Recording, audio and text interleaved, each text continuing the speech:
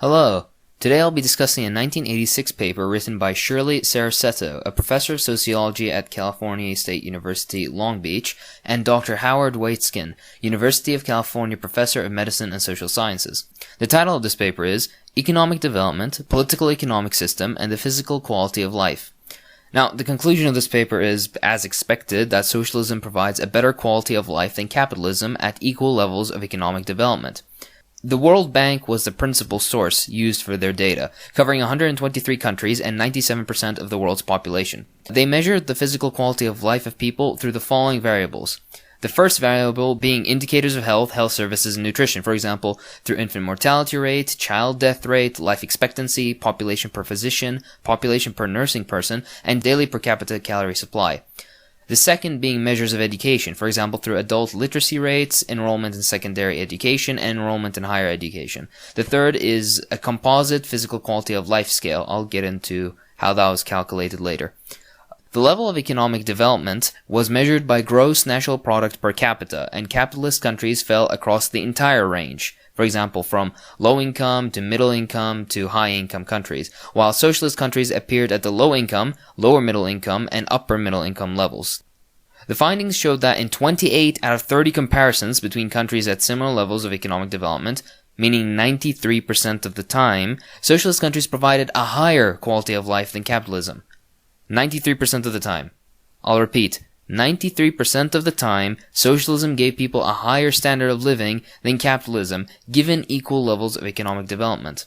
On a side note, this is why it's unfair to compare the USSR to the US. The US not only had over a century of a head start, but also reduced itself to deplorable means, such as the use of slave labor, the exploitation of both domestic immigrant populations, and other sovereign nations. On top of this, the USSR had to endure a brutal civil war in which over a dozen nations, many of which were world powers, invaded its territories. On top of all this, it endured all the sanctions the West had put onto it from its very inception. On top of this even, it endured all the destruction brought about by the Nazi hordes as they destroyed every village, every city, every factory, and every farm they came across. Through all these trials, the Soviet Union not only recovered, but was competing with history's largest superpower, the United States, and even surpassing it in certain cases.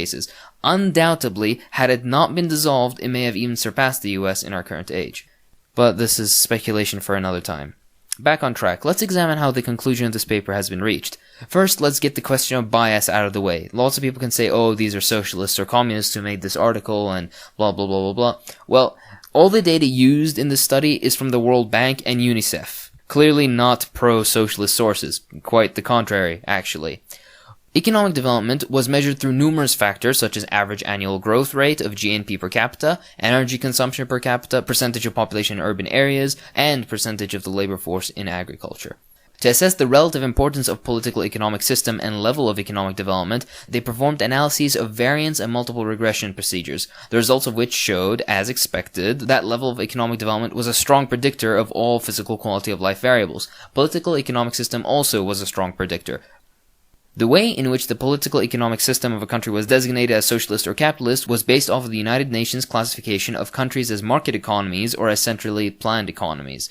The article delves more into this, but for the sake of brevity, I'll just move on to what the Physical Quality of Life Index really is. Now, the Physical Quality of Life Index is a composite index. It's calculated from the infant mortality rate, from life expectancy, and literacy rate. The article goes into further details on how it's actually calculated. You can look into the appendices for that.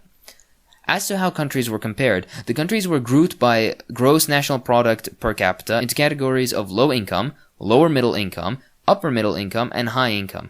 Also, there was a final one, which is high-income oil-exporting countries. The reason for the distinction between high-income and high-income oil-exporting nations was to avoid distorting the results. See, despite these oil-exporting countries being high-income countries, they were still developing non-industrial countries and hence suffered from all the usual problems of underdevelopment. They scored poorly on many indicators, and their inclusion with other high-income capitalist countries could skew the results and give an inaccurately negative image. Sadly, this level of honesty can rarely be found in anti-communist historical, sociological, or economic publications. But I digress. An additional, recently post-revolutionary class of analysis had been added in order for the data to be as objective as possible, but I'm not really going to delve into it too much. If you want to read more about it, just consult the article. Interestingly, most of the capitalist countries lay at the low income bracket, while most of the socialist countries were in the upper middle income bracket. This is just a observation. Now that we're done with the groundwork, let's take a look at the results. As expected, all measures showed large improvements as the level of economic development increased. This is to be expected. The more economic development you have, the better all measures should be. But what was really interesting is that at the same level of economic development, the socialist countries showed way more favorable outcomes than the capitalist countries in all these measures. I repeat, all the measures.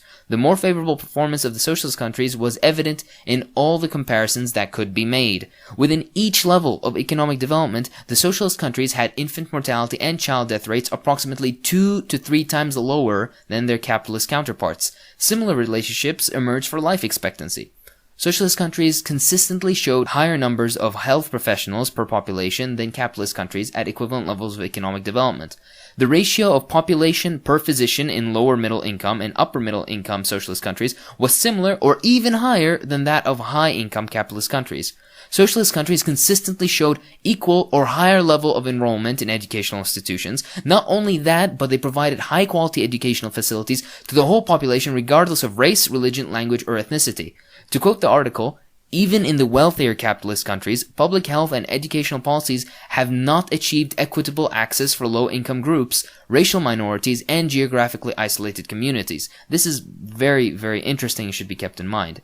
In addition, socialist countries provided a higher daily per capita calorie intake as a percentage of requirement than did capitalist countries at a similar level of development.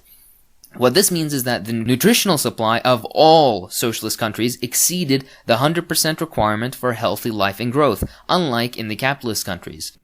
In all three comparisons within given levels of development, socialist countries achieved much higher physical quality of life indices. In every single measure, middle-income socialist countries either closely equaled or surpassed high-income capitalist countries. If these vast differences can't convince you that socialism is superior to capitalism, then you're either deluded or you're simply in denial. Ik Hwan Kwon, a professor and chairman of the School of Business and Administration in St. Louis, gave a very weak criticism of the findings of this article. The authors of this article, in return, completely demolished his arguments in refutation to his criticism that I have included in the description below. I've also included the actual article in the description below, and I highly recommend you check it out because it has lots of very good information and generally dispels many myths about socialist countries in general. It's actually a very nice read. So, thanks for watching.